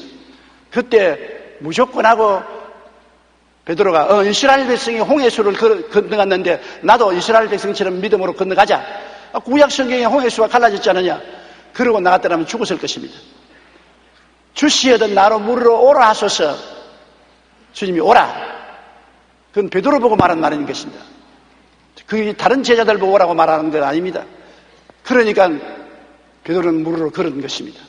아프리카에 목사님들이 모여서 성경 공부를 하다가 베드로가 물으로 걸은 사건을 읽고 난 다음에 그들이 다 감동을 하고 하나님께 감사를 드리고 베드로도 예수님에게 기도하고 물으로 걸었는데 우리는 못 걸을 것이 뭐냐? 우리도 한번 기적을 체험하자. 그러고 합심을 하고 보드를 타고 호수 가운데 가서 예수 이름으로 금습니다 하고 물에 뛰어들어갔다 다 빠져 죽었대요. 왜냐하면 베드로는 하나님의 직접 음성을 들었습니다. 그런데 이 사람들은 성경에 기록된 로고스를 가지고서 사건을 가지고서 자기에게 적용해서 사용하다가 그런 비극을 당한 것입니다.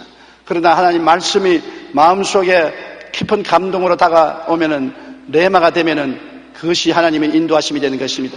위대한 교부 어거스틴은 젊은 시절에 방탕한 삶을 산 것으로 유명합니다. 10대에 동거를 하여 사생아를 낳았고 이교대에 물들기도 한 그를 위해서 어머니 모니카가 밤이나 낮이나 울면서 금식하며 그 아들을 위해서 기도를 했습니다. 그런데 어느 날 그가 정원을 거닐다가 어린애들의 노랫소리를 들었습니다. 펴서 읽어라, 펴서 읽어라. 꼭 자기를 보고 하는 말 같아서 그 자리에서 성경을 착 폈는데 로마서 13장 13절에서 14절 말씀이 눈에 들어오는데 이 말씀이 그냥 마음에 뜨거운 윤두로서 마음을 찢은 같이 감동을 주는 것입니다. 낮에와 같이 단정히 행하고 방탕하거나 술 취하지 말며 음란하거나 호색하지 말며 다투거나 시기하지 말고 오직 주 예수 그리스도를 옷 입고 정욕을 위하여 육신의 일을 도모하지 말라. 옛날에도 그 말씀을 듣기도 하고 읽기도 했으나 아무 감동이 없었는데 그날 펼쳐봐라는 애들의 소리를 듣고 성경을 펼치니까 이 로마서를 읽고 마음에 깊이 감동이 되고 크게 충격을 받고 그 길로 변화되어서 그는 역사상 위대한 성자가 된 것입니다. 그의 말씀에 크게 감동되어 이후 그 신앙과 삶이 획기적으로 변화되었고 기도가 역사 가운데 큰 인물이 되었었습니다. 또한 기도의 용사인 중국 선교사 헬슨 테일러는 어느 날 아버지 서재에서 이리저리 살피면서 책을 빼보는데 한 책의 제목이 그리스도께서 다 이루었다 하는 제목이었습니다. 그때 갑자기 머리가 확 밝아지면서 예수께서 십자가에서 내가 다 이루었다 했으니 주님께서 일을 다 이루어놓으신 내가 할 일은 없지 않느냐. 내가 할 일은 주님께서 다 이루어놓은 것을 전달만 하면 될 일이지 내가 무슨 일을 할 필요는 없지 않냐. 그것이 레마로 다가와서 굉장히 마음에 충격을 받고 그는 인간의 수단과 방법으로 일을 하려고 하지 말고 주님이 다 이루어 놓으신 그 뜻대로 하겠다고 생각을 하고 예수 그리스도를 의지하고 기도한 다음에 하나님께서 마음에 감동을 주셔서 중국 내지 선교사로 가서 중국에 복음화하는 위대한 선구자가 되고 하늘나라 말씀을 전가하는 주의 일꾼이 된 것입니다. 이처럼 성령께서는 때로 우리 마음에 감동으로 주시는 말씀 레마를 통하여 우리를 인도하시는 것입니다. 레마가 오면 그를 그냥 버리지 마시고 마음에 깊이 사고 받아들여서 여러분 은혜를 받으셔야 되는 것입니다. 성경에는 성령을 보혜사라고 말했습니다. 보혜사는 파라클리트라는 것인데 하나님께서 우리를 돕기 위해서 항상 우리 곁에 계신 분을 말하는 것입니다. 성령은 예수님과 똑같은 보혜사로서 우리를 돕기 위해서 우리 곁에 와 계신 것입니다. 예수님은 처음 오셔서 우리를 돕기 위해서 십자가를 걸머졌었고 다 이루어 놓으시고, 성령님은 다 이루어 놓으신 예수님의 은혜를 가지고 우리를 돕기 위해서 우리 가운데 계시기 때문에 성령님은 항상 우리를 인도하시기를 원하시는 것입니다. 우리가 겸비한 마음으로 하나님을 참으로 경외하고 하나님의 인도를 받고 살기를 간구할 때 성령께서는 여러 가지 방법으로 특별 계시, 마음의 소원, 주의 환경, 절대적인 하나님의 뜻 레마를 통해서 인도하여 주시는 것입니다. 로마서 8장 14절에 무릇 하나님의 영으로 인도함을 받는 사람은 곧 하나님의 아들이라. 여러분, 누구든지 저를 믿으면 하나님의 아들이 되지 않습니까? 그런데 성령이 다와 계셔도 성령을 인정하지도 아니하고 환영하지도 아니하고 무시하고 성령을 예배하지 아니하면 성령이 말을 해도 안 듣습니다. 불순종하는 자식이 집에 있으면 부모가 아무리 말을 해도 안 듣잖아요. 귀뚱으로 듣잖아요. 우리가 하나님을 두려워하고 하나님을 간절히 섬기고 사모하면서 하나님의 뜻대로 살겠다고 간구하면은 주님이 이 여러 가지 중에 한 방법을 통해서 우리를 인도해 주시는 것입니다. 그 결과로 우리 마음속에 믿음이 생기는 것입니다. 눈에는 아무 증거 안 보이고 귀에는 아무 소리 안 들리고 손에 잡히는 건 없어도 마음속에 혹은 꿈을 통하여 혹은 환상을 통하여 혹은 음성을 통하여 묵시를 통하여 마음의 소원을 통하여 또 레마를 통해서 어떠한 방법으로도 마음에 말씀을 하시면 그 말씀의 결과로 마음속에 전에 없던 믿음이 마음속에 생기는 것입니다. 아주 사람의 생각으로 상상할 수 없는 믿음이 생기는 것입니다. 다른 사람들은 보다 다 미쳤다고 말하고 정신없는 짓을 한다고 말합니다. 그러나 자기는 그 믿음이 하나님 성령으로 생긴 것입니다. 그래서 그 믿음으로 나가면 주님께서 말씀합니다. 내 믿은 대로 될지어다.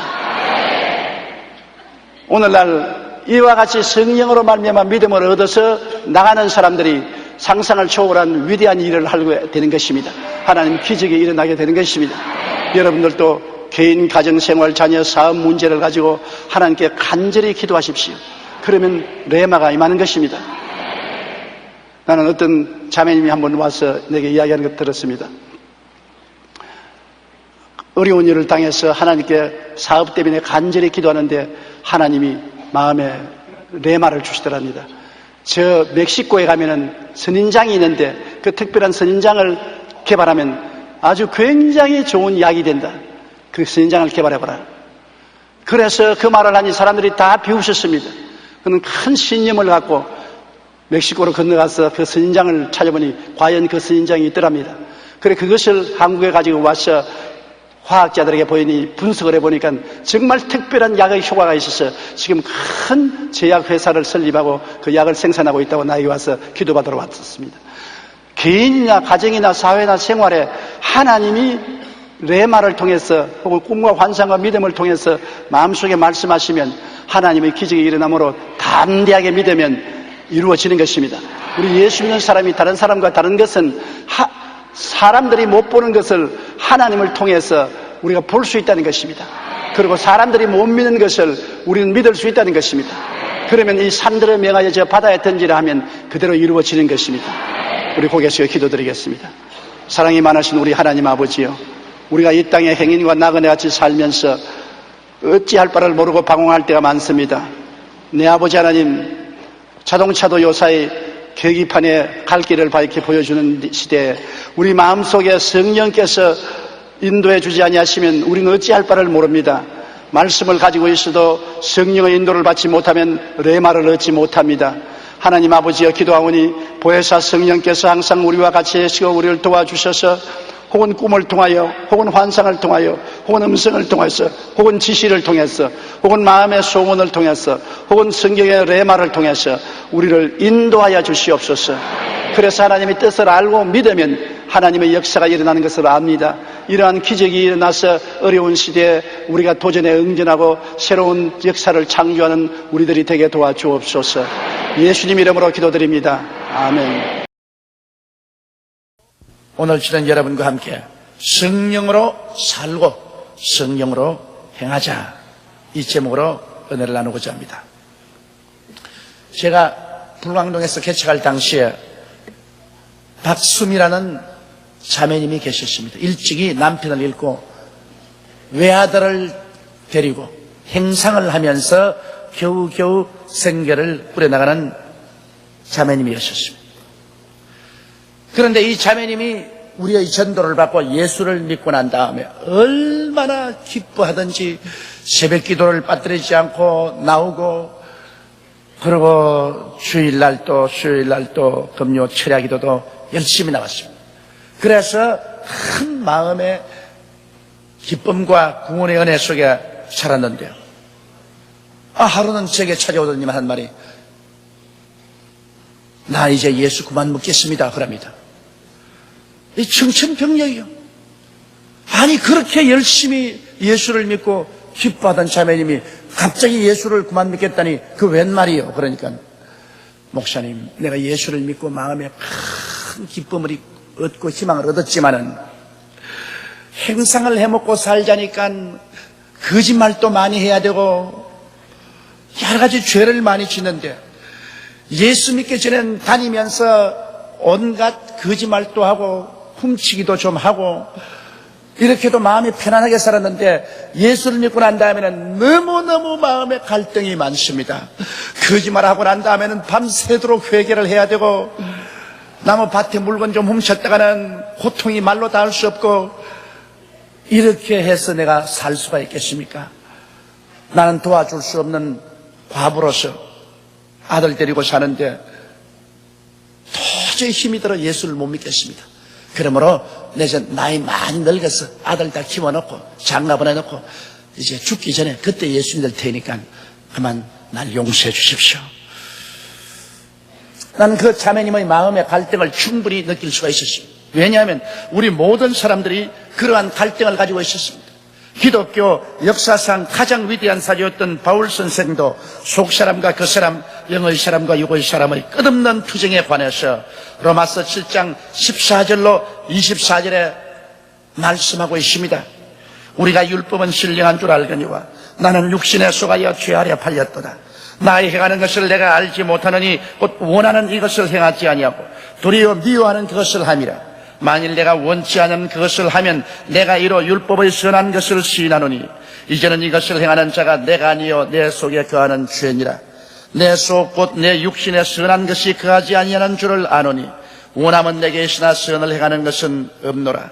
내가 원하는 바 선은 하지 아니하고 도리어 원치 않은 바 악은 행하는도다. 만일 내가 원치 아니하는 그것을 하면 이를 행하는 자가 내가 아니요 내 속에 거하는 죄니라. 그러므로 내가 한 법을 깨달았노니 곧 선을 행하기 원하는 나에게 악이 함께 있는 것이로다.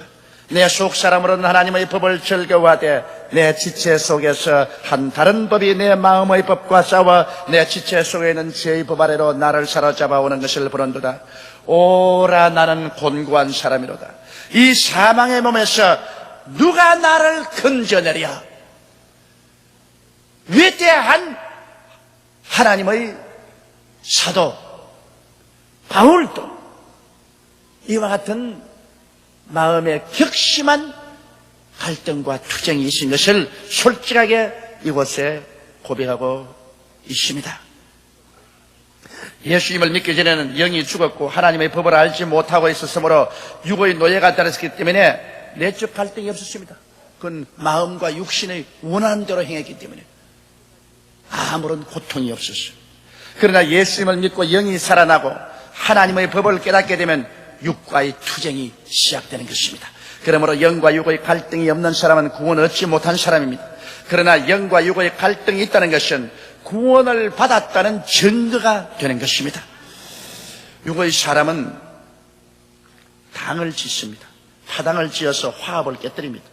조그만 일에도 3, 4 그저 파당을 해서 단합하지 아니하고 당을 지어서 서로 대결하고 화합이 깨어져 버리고 맙니다.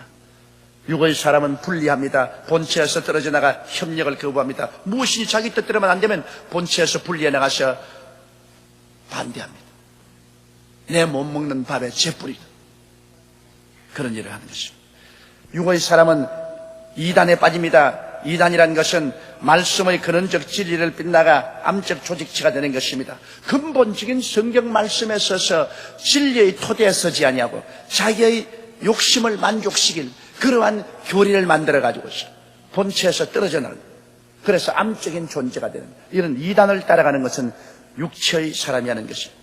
육체의 사람은 또 투기심이 많습니다. 자기보다 더 사랑을 받거나 인정을 받거나 성공함으로 그것을 보고 마음의 시기가 가득해서 파괴적인 말과 행동을 합니다. 육의 사람은 술 취함 속에 삽니다.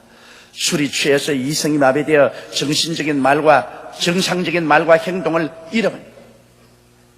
성경에는 술 취하지 마라, 이는 방탕한 것이라고 말했어요.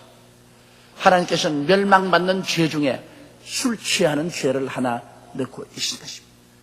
왜냐하면 술은 인간의 정신을 마비시켜서 정상적인 생활을 못하게 합니다. 그리고 육의 사람은 방탕한 생활을 합니다. 무질서 무절제한 생활로 인격을 상실한 그러한 삶을 사는 것입니다. 성경은 말씀하기를 이런 일을 하는 자들은 하나님의 나라를 유업으로 받지 못할 것이라고 단호하게 말을 하고 있는 것입니다. 그러므로 우리가 예수를 믿기 전에는 이 육의 사람이 주인이 되어서 우리 마음을 잡고 우리 육체를 잡고 마음과 육체의 원하는 대로 행했었어요. 그리고 이 육의 사람은 마귀의 종입니다. 그러므로 공중의 권세 잡은 원수 마귀의 영에 끌려서 갑니다.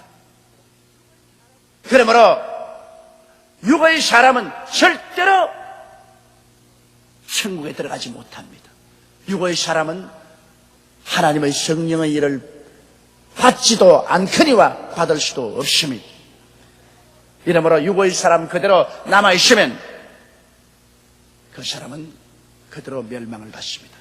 성경은 말씀하기를 육신으로 난 것은 육이요 성령으로 난 것은 영이라. 이런 육신의 사람이 십자가에서 못 박아 죽고 성령으로 속사람이 살아나서 속사람이 주인으로 일어나고 육신의 사람을 정복할 때 그 사람은 신령한 사람이 되는 것입니다. 그러므로 여러분, 우리에게 갈등이 있을 수밖에 없지요. 왜냐하면 우리가 예수 믿고 속사람이 살아 일어나서 이런 여러 가지 음행과 더러운 것과 호색과 우상숭배와 술수와 원수를 맺는 것과 분쟁과 시기와 분냄과 당지는 것과 불리함과 이단과 투기와 술취함과 방탐, 이런 것과 우리는 대결을 하기 시작한 것입니다.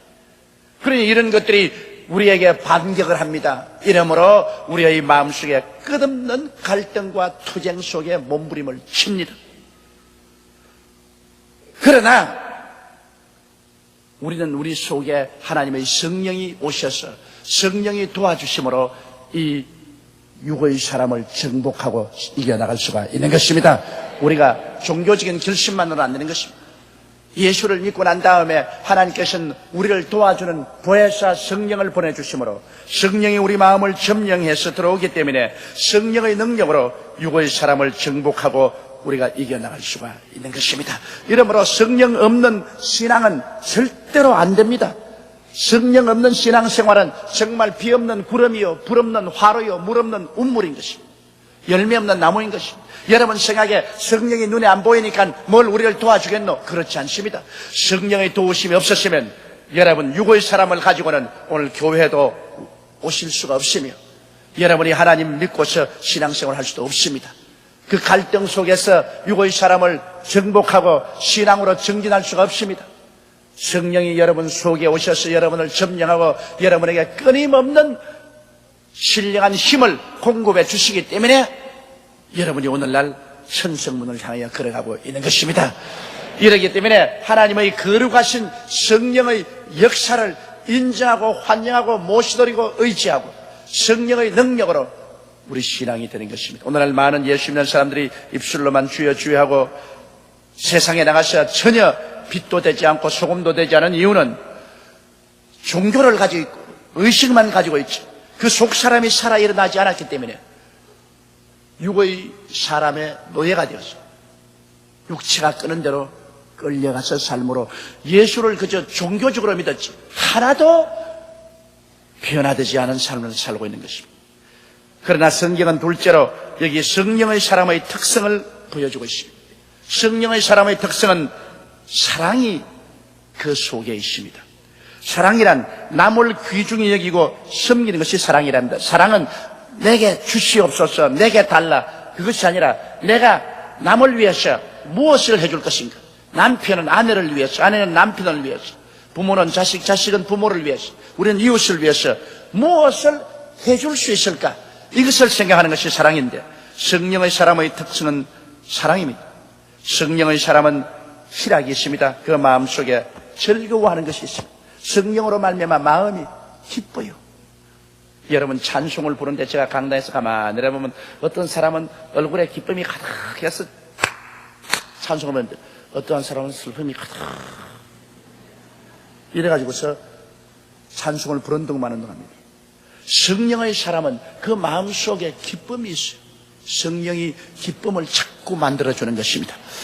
그리고 성령의 사람은 화평합니다. 평안을 누립니다. 어떻게 되었든 그 마음속에 평안이 있습니다. 염려와 근심이 있으면 꼭 기도하고 하나님께 맡겨버리고 그 자리에 마음의 평안이 그 마음을 사로잡습니다. 뱃속에서 넘치는 평안이 있는 것입니다. 성령의 사람은 오래 참습니다. 성급하게 어느 행동을 안 합니다. 육의 사람은 쉽게 분을 내고 참지 못하지만 성령의 사람은 오래 참습니다. 그래서 어느 행동을 상가하고 성급하게 일을 결정하고 나아가지 않습니다. 또 성령의 사람은 마음속에 자비심이 있습니다. 이웃을 불쌍히 여깁니다. 이기주의적으로 자기만 생각하지 않고 성령의 사람은 이웃의 고통을 함께 마음으로 나누어 걸머지고 내가 도울 수 있는 힘이 있는 대로 도움을 베푸는 자비심이 있습니다. 성령의 사람은 양선합니다. 착한 마음을 가지고 있습니다. 간사하거나 악하지 않습니다. 여러분, 육의 사람은 간사하고 악한데 성령의 사람은 마음이 착한 마음을 근원적으로 가지고 있습니다. 그리고 성령의 사람은 충성스러운 사람입니다. 배신하지 않고 마음을 다해 받들어 승입니다. 오늘날 얼마나 배신이 많습니까? 그렇게 사랑을 받고 은혜를 받았음에도 불구하고 조금만 자기에게 이해관계가 거슬리면 눈도 깜짝하지 않고 배신해버립니다. 이것이 육의 사람들이 하는 일입니다. 그러나 성령의 사람은 그렇게 하지 않습니다. 성령의 사람은 내게 손해가 간다고 할지라도 배신하지 않습니다. 충성합니다. 성령의 사람은 온유합니다. 따뜻하고 유순하며 잘 길들여진 성품을 가지고 있는 것입니다. 사람이 사납고 같이 만나서 불안하고 불편한 사람이 있는가 하면 어떤 사람 만나면 아주 따뜻하고 유순하고 그 성품이 잘 길들여져 있어서 정말 같이 있는데 부담이 되지 않은 그런 사람이 있어요. 육의 사람은 부담이 돼요. 굉장히 부담이 되나 신령한 사람은 온유해서 전혀 같이 생활하는데 부담이 되지 않습니다. 즐거움이 있습니다. 그리고 성령의 사람은 절제하는 사람입니다. 도나 분수를 잘 지켜 행한, 오늘 우리 한국의 문제는 절제를 뛰어넘었습니다. 기업가는 기업가대로 욕심으로 일확천금하려고 하고 노동자는 노동자대로 한없이 임금을 움켜쥐려는 것입니다. 그러므로 말미암아 도나 분수를 다 던져버리고 극한 투쟁으로 나가는 것입니다. 이러므로 우리가 예수를 믿고 거듭나서 속사람이 일어나면 성령께서 오셔서 우리 속사람을 점령하고 육의 사람을 멸하고 우리 속사람, 신령한 사람을 일으켜 주시는데 성령은 끊임없이 사랑과 희락과 화평과 오래 참음과 자비와 양선과 충성과 온유와 절제, 이와 같은 생명력이 있는 하나님의 은혜로서 우리에게 채워주시는 것입니다. 이러한 성령의 역사가 있기 때문에 우리가 육의 사람을 이기고 신령한 사람으로서 생활할 수가 있는 것입니다. 그러면 세 번째, 우리가 신령한 사람, 성령의 사람이 되기 위해서 우리 마음속에 어떠한 결단을 내려야 될까요?